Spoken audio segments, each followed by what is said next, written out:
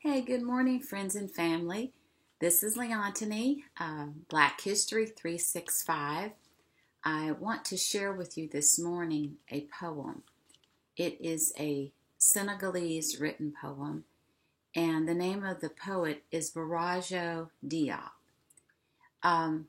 For those of us who believe, and I believe this, that the journey that we're on here in this space, in this time, that we call Earth is just a stop on the way to someplace else and a stop from coming from someplace else.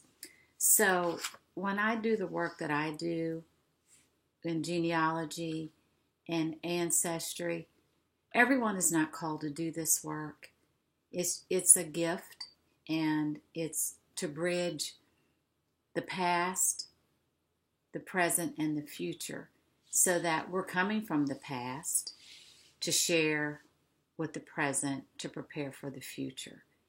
And this is why when we were talking about having children, those genetic whispers, it's important that when you have children, that you share with them the knowledge of yourself and of your family, but also within their genetic code are the whispers of their ancestors. That's important to know, because you can't get the whispers if you start manufacturing children. And what I mean by that is that there will come a time in the future that we'll start to try to eliminate the natural process of things, and that's going to cause some extremely dire circumstances for humanity. And I'm talking about humanity. So just let me share this poem with you. Spirits, listen to things more often than beings. Hear the voice of fire. Hear the voice of water. Listen in the wind to the sights and the size of the bush. This is the ancestors breathing. Those who are dead are never gone. They are in the darkness that grows lighter, and in the darkness that grows darker. The dead are not down in the earth. They are in the trembling of the trees, in the groaning of the woods, in the water that runs, in the water that sleeps. They are in the hut. They are in the crowd. The dead are not dead.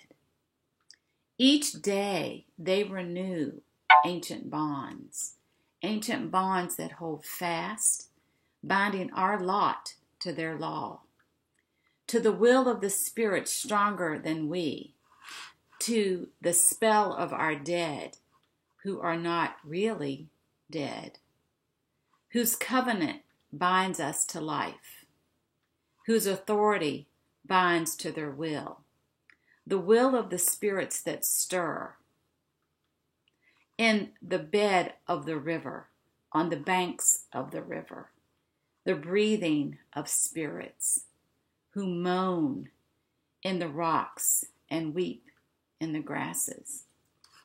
Listen to things more often than beings. Hear the voice of fire. Hear the voice of water. Listen in the wind to the bush that is sobbing.